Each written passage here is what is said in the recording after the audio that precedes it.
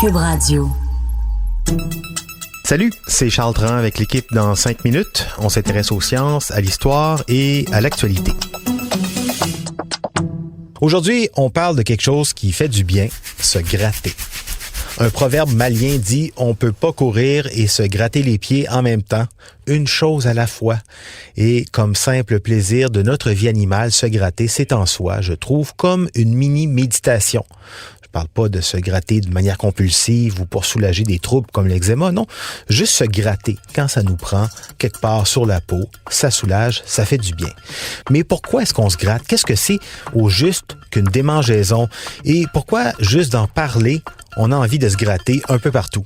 Voici quelques réponses avec Hélène Lorrain.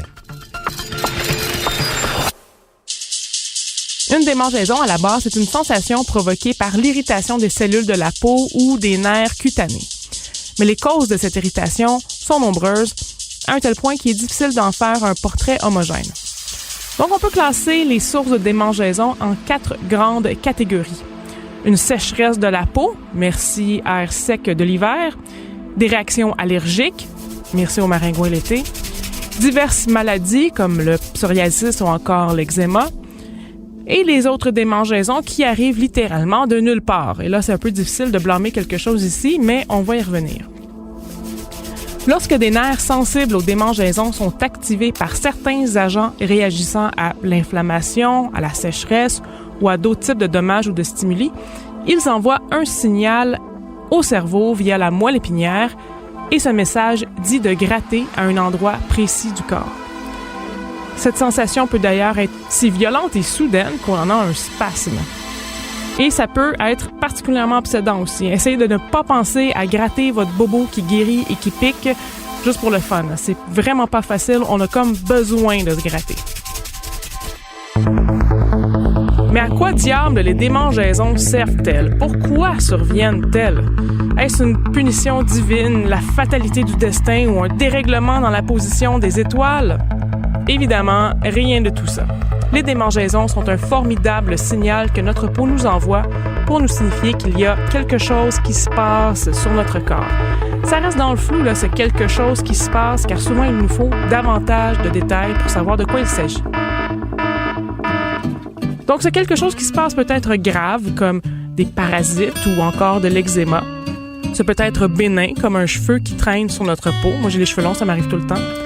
Ça peut même être une bénédiction déguisée, comme la démangeaison d'un moustique. Dans ce cas, ça nous pique parce que notre corps émet une substance, de l'histamine, qui nous protège de l'anticoagulant sécrété par le moustique. Quoi qu'il en soit, le corps privilégie la prudence en déclarant des démangeaisons dans des endroits précis, sans crier gare. Si notre corps parlait anglais, il dirait « better be safe than sorry ».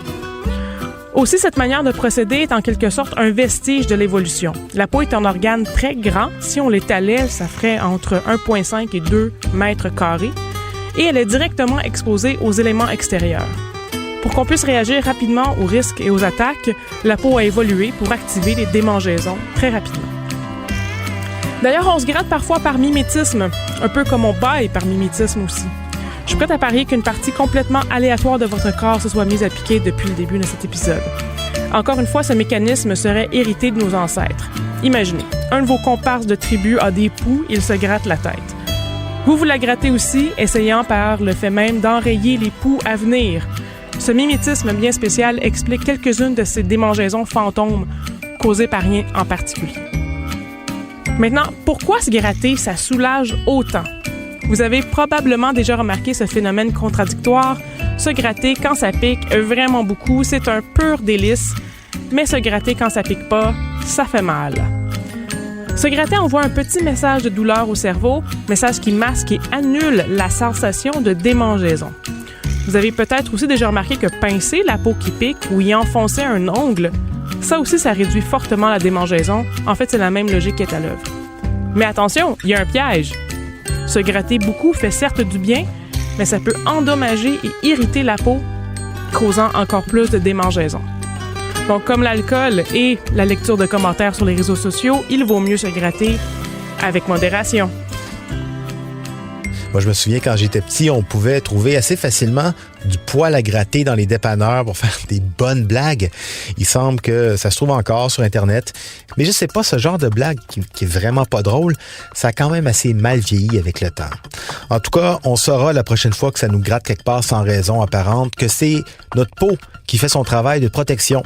Merci Hélène Lorrain. C'était en 5 minutes.